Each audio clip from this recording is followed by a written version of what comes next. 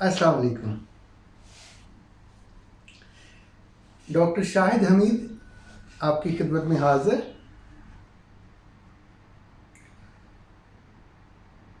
اللہ تعالیٰ کا لاکھ لاکھ شکر، جس منہ سے بھی ادا کیا جائے کم ہے، کہ اس نے پچھلے 1 سال سے ہمیں اور بہت سارے دوسرے انسانوں کو کورونا سے محفوظ رکھا.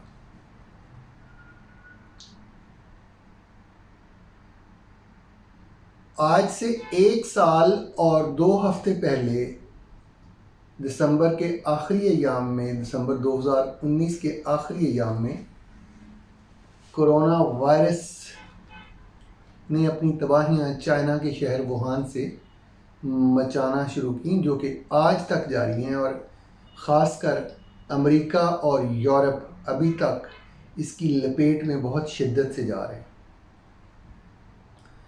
بہت سارے دوست احباب، بہت ساری دنیا اس کی لپیٹ میں آ کے اللہ کو پیاری ہو گئی. ان سب کے لیے دعا گو ہیں کہ اللہ تعالیٰ انہیں اپنے جوار رحمت میں جگہ عطا فرمائے.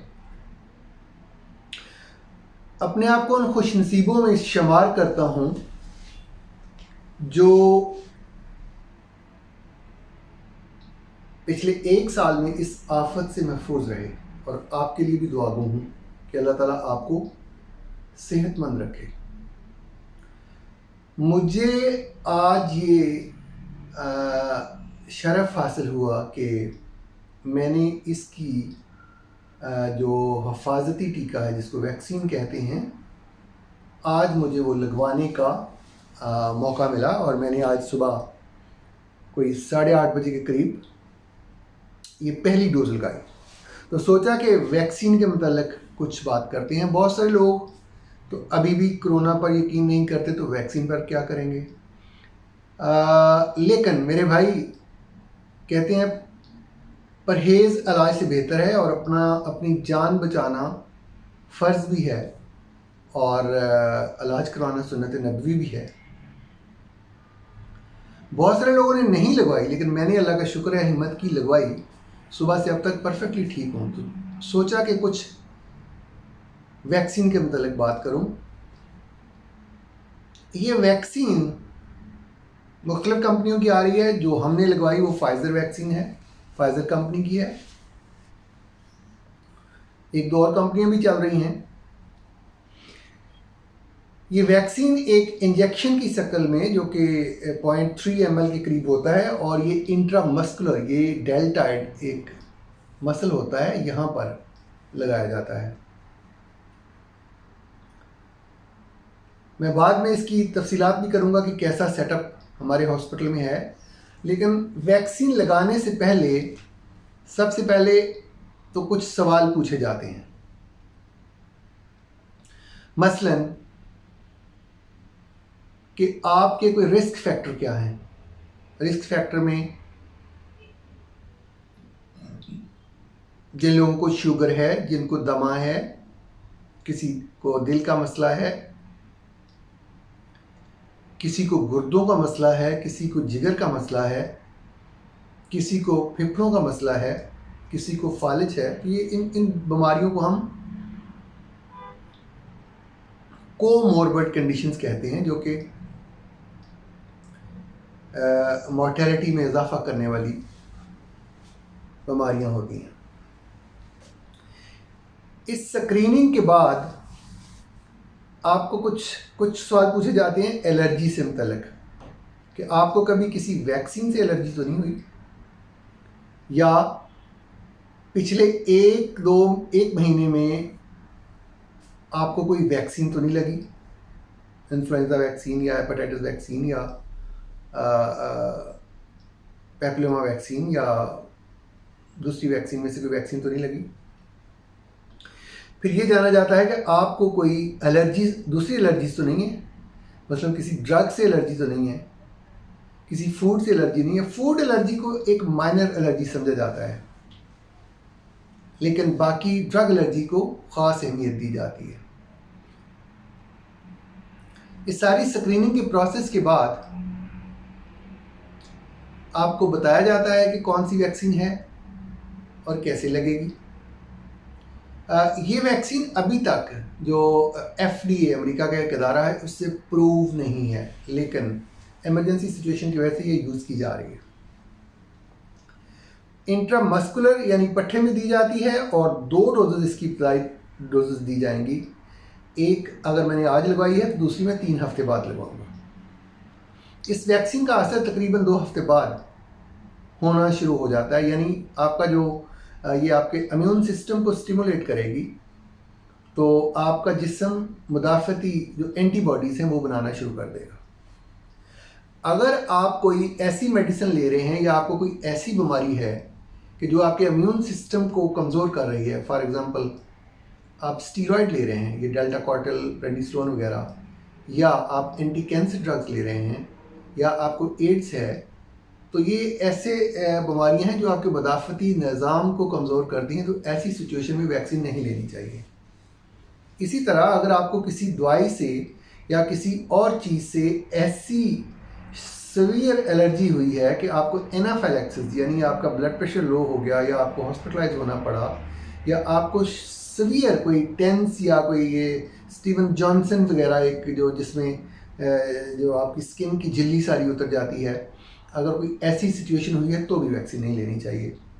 اگر کوئی خاتون پریگننٹ ہے، حاملہ ہے یا حاملہ ہونے کا ارادہ رکھتی ہے، یا بچوں کو دودھ پلا رہی ہیں، بریسٹ فیڈنگ، تو ایسی سچویشن میں بھی ویکسین نہیں لینی چاہیے. اگر آپ کو پچھلے 1 یا 2 مہینے کے اندر اندر کوئی اور ویکسین لگی ہوئی تو بھی اوائڈ کرنا چاہیے. البتہ اگر آپ کو کورونا انفیکشن ہو چکا ہے تو بھی آپ یہ اگر پچھلے 3 مہینے سے زیادہ آپ کو کورونا انفیکشن ہوا ہے تو میرا خیال سے 2 طریقے ہیں، یا تو آپ ویکسین لے لیں یا اپنا اینٹی باڈی ٹائٹر چیک کروا لیں. اگر آپ کا اینٹی باڈی ٹائٹر ٹھیک ہے تو پھر ویکسین کی ضرورت نہیں ہے. ابھی تک یہ پتہ نہیں ہے کہ اس ویکسین کا ایفیکٹ کتنا عرصہ رہے گا. یہ 3 مہینے رہتا ہے، یہ 6 مہینے رہتا ہے، یا 1 سال رہتا ہے، یہ سال میں 1 بار لگانی پڑے گی یا 2 بار لگانی پڑے گی. اور دوسرا یہ کہ ہر بندے میں یہ ویکسین افیکٹو بھی نہیں ہوتی، یعنی ہر بندے کا امیون سسٹم اینٹی باڈی نہیں بناتا. کچھ لوگوں میں اس کی 20-30% میں وہ امیون رسپانس نہیں اسٹیبلش ہوتا. اب جب آپ کو ویکسین لگ جائے تو اس کے کچھ سائیڈ افیکٹس ہو سکتے ہیں. سائیڈ افیکٹس میں کیا ہوتا ہے کہ جو جہاں انجیکشن لگا ہے وہاں پر تھوڑی سی درد ہو سکتی ہے، وہاں پر ریڈنس ہو سکتی ہے. اس کے بعد آپ کو 20 سے 30 منٹ اسی جگہ پر آرام کرنا ہے، بیٹھنا ہے، تاکہ کہیں کوئی آپ کو اینافیلیکسس ہونے کے چانسز تو نہیں ہیں.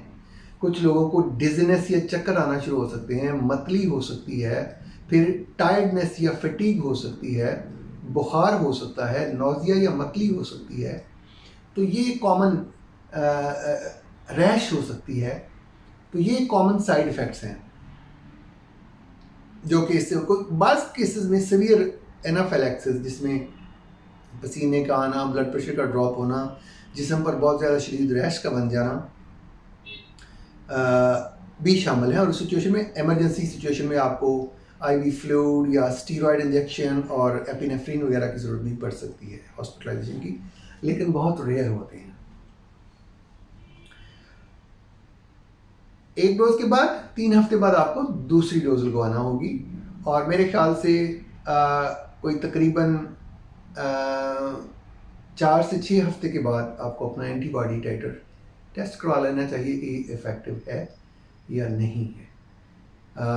میں یہ ریکمینڈ کروں گا کہ یہ ہر بندے کو اتنا رسک لینا چاہیے کہ اپنی صحت ہے، اللہ تعالیٰ آپ کو شفا دے، لیکن اگر کوئی پریونٹیو میئرز ہیں تو ان کو اویل کرنا چاہیے. اور مجھے پوری امید ہے کہ انشاءاللہ یہ پاکستان میں مارچ یا اپریل میں اویلیبل ہو جائے گی انشاءاللہ. دعا ہے کہ اللہ تعالیٰ آپ سب کو صحت کاملہ عطا فرمائے اور اس موذی مرض سے بچا کے رکھے. اس ویکسین لینے کے بعد آپ کی احتیاطیں ختم نہیں ہو جاتی. آپ کو ہاتھ اسی طرح دھونے ہیں، سینیٹائزر یوز کرنے ہیں، سوشل ڈسٹینسنگ رکھنی ہے، ماسک یوز کرنے ہیں، اور باقی جو تمام احتیاطیں ہیں وہ آپ کو رکھنا ہوں گی. سوشل آئسولیشن، اور اسی طرح جو جن لوگوں کو ہو جاتا ہے کووڈ، ان کا پھر سملرلی وہ جو آئسولیشن اور کوارنٹین وہ چیزیں رہیں گی. ہاں، اس ویکسین کا جو سرٹیفکیٹ ہے، ویکسینیشن سرٹیفکیٹ، وہ شاید یوں سمجھ لیں کہ آپ کا ایک پاسپورٹ ہو جائے گا کہ آپ کو ٹریول کرنے کے لیے وہ سرٹیفکیٹ اپنے ساتھ رکھنا پڑے گا. تو شاید اگر آپ کا اینٹی باڈی ٹائٹر ٹھیک ہے تو آپ کو یہ کرونا کے بار بار ٹیسٹ کروانے سے، لیکن اس سلسلے میں ہر ایئر لائن کی اپنی اپنی پالیسی ہے. تو امید ہے کہ یہ انفارمیشن آپ کے کام آئے گی. اللہ تعالیٰ آپ کا حامی و ناصر ہو. اللہ حافظ.